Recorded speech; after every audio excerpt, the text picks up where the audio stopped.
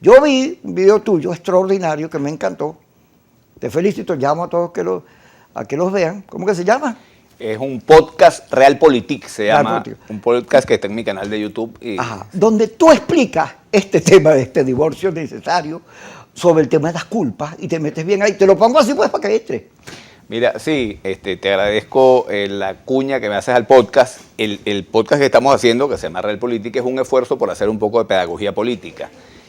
Tratar de explicar algunas cosas que pasan en la política, que buscar hacer una reflexión profunda sobre eso.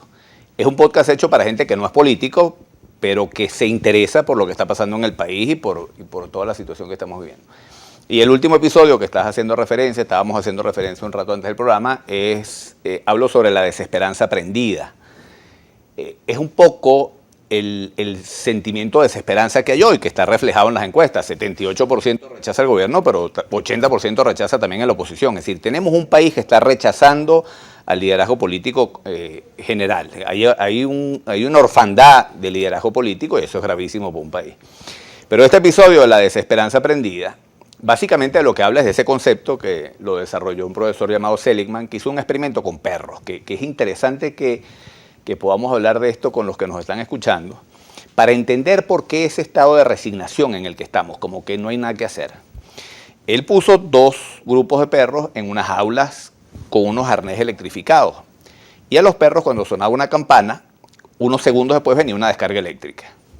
En una de las jaulas, los perros podían darle una palanca, que si le daban a la palanca con la pata, bloqueaban la descarga eléctrica. Y los perros pronto aprendieron a darle con la pata a la palanca. En lo que sonaba el pito, le daban a la palanca y bloqueaban. En el otro, los perros no tenían nada que hacer. Por más que hicieran lo que hicieran, siempre tenían la descarga. Después juntó a los 2 perros en una misma jaula y sonaba la campana y venía la descarga eléctrica. Pero los perros podían montarse en unas plataformas que si se montaban, bloqueaban la descarga. Los perros que estaban en la jaula 2, que no podían bloquear nunca la descarga eléctrica, una vez que oían la campana se echaban.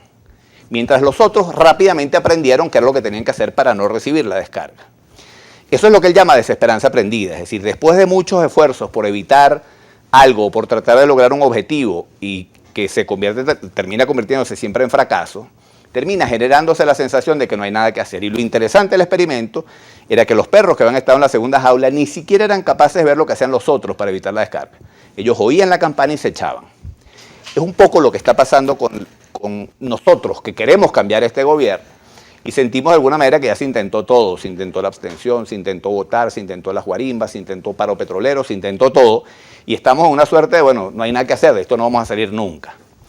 Este episodio del podcast es un intento por explicar que no es que se ha intentado todo y que todo ha fracasado, es que se ha intentado todo mal, con errores, con incoherencias. Tú hablas de los errores. Sí. ¿Cuáles son los errores que se han Mira, cometido? el primer error de todos es que el liderazgo político no haya entendido que hay objetivos superiores que tenemos que alcanzar, que los objetivos individuales, particulares, las aspiraciones de cada uno, la vanidad humana, pueden ser importantes en la aspiración de cada quien, pero no puede estar por encima de una necesidad del país de que nosotros logremos salir de esto, superar la crisis política, la crisis económica y la crisis social. Entonces, dentro de la oposición, cada uno de los líderes tiene como estrategia o como propósito cómo su liderazgo se impone por encima de los demás. Es decir, cómo yo me convierto en el líder de la oposición en general. Entonces empiezan a competir los liderazgos entre sí. y a chustearse. Claro. Entonces tú tienes a María Corina que con un discurso radical busca acercar a los electores radicales y convertirse ella en la líder de la oposición, pero el otro tiene una estrategia distinta y cada uno va teniendo su propia estrategia. El gobierno, que hoy es minoría, tiene una estrategia común, tiene una sala situacional que funciona, todos son disciplinados con esa estrategia y tienen una sola estrategia. Del lado de la oposición hay muchos líderes que compiten entre sí para ver quién predomina por encima de los demás. Entonces es una competencia hacia adentro, no es un esfuerzo de articular todos los esfuerzos para lograr el objetivo común que es salir de esto. El gran pecado de la oposición es el no entender que los intereses de los venezolanos, de los 30 millones de venezolanos, tienen que estar por encima de la vanidad o de la aspiración o del interés de cada uno de ellos o de sus partidos. Aquí hay que construir una plataforma que sea capaz de incluir la mayor cantidad de gente en un país donde eso es bien difícil por ese escepticismo que hay. Tú acabas de decir las encuestas, que todas las encuestas coinciden. Es decir, el nivel de rechazo de Maduro es gigantesco y es natural.